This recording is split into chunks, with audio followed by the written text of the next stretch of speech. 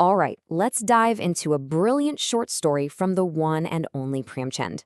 It's called Khuchad, and it's all about a husband, his wife, and that super tricky line between giving helpful advice and just, well, being controlling.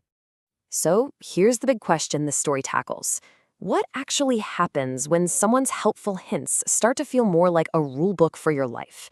You know, when guidance turns into nagging, and all those well-meaning principles become weapons. It really makes you think, what happens when your partner starts acting less like a partner and more like a teacher who's constantly grading you?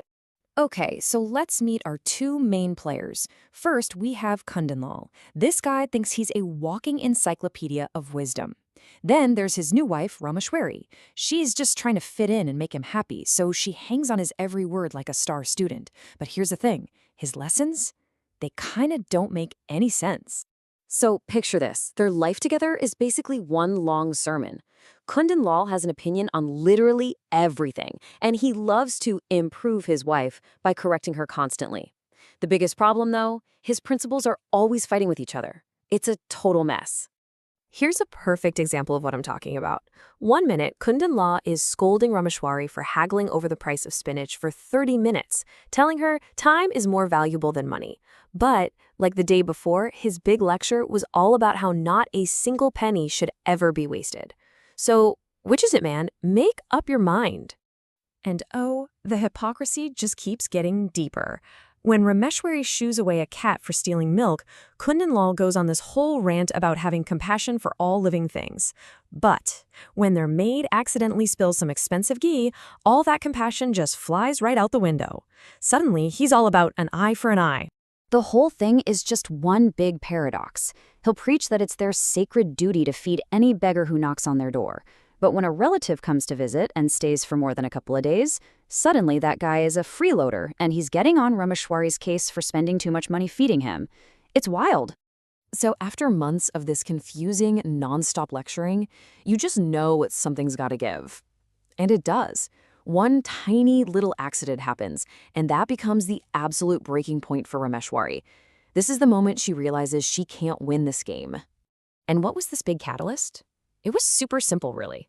The maid is moving a pot of freshly made, very expensive ghee, that's clarified butter, and oops, it slips, the whole thing shatters and spills all over the floor.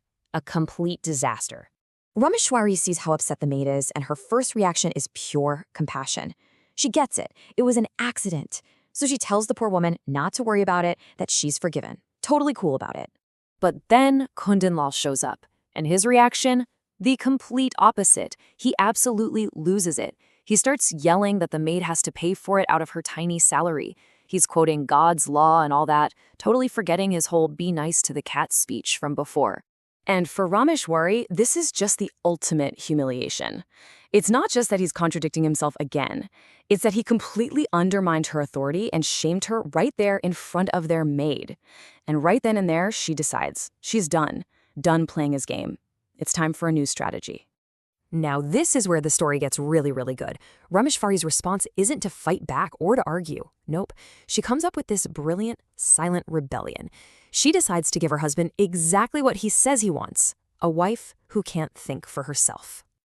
Her plan is genius in its simplicity. She sets 4 new rules for herself. 1. No more using her own judgment. 2. Do nothing without a direct command. 3. Follow every command to the absolute letter. And 4, do nothing more and nothing less. It is a masterclass in what we'd now call malicious compliance. So the very next day, her plan goes into motion. The maid, probably terrified if Kundan Lal doesn't show up. The house is a mess, there's no breakfast being made. And what does Rameshwari do? Absolutely nothing. She just sits and waits for orders. You can just imagine the conversation that follows. It's enough to drive a person crazy. He asks her anything, and she hits him with this perfect circular logic. Why didn't you do this? Because you never told me to. Why didn't you do that? Because I was afraid I'd get it wrong and you'd be upset. She has become the perfect little robot he always seemed to want, and it's making him miserable. And just like that, the tables have completely turned. Mr. Man of a Million Principles is suddenly forced to run out and get takeout for breakfast. He has to go find a cleaner all by himself, All the things he was so quick to criticize, he's now forced to actually do.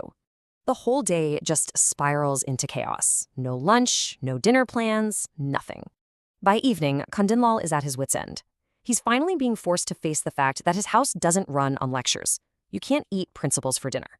He's cornered, he's helpless, and he finally just breaks. He looks at her and asks the question that's been building up all day. What do you want from me? He's totally expecting a fight, a huge list of all his screw-ups. But her answer is so simple, so calm, and it cuts right to the heart of everything. It hits him like a ton of bricks. This was never about the money or the ghee or the chores. It was about respect. All she wanted was to not be torn down and insulted all the time. And that quiet dignity, that simple request, it finally gets through his thick skull. Later that night, he can't sleep. He wakes her up. The absolute chaos of the day finally forced him to see his advice for what it really was, just a way to control her and a constant source of disrespect. The light bulb finally goes on. And in this amazing moment of total surrender, he actually apologizes, a real, sincere apology. And he makes a promise.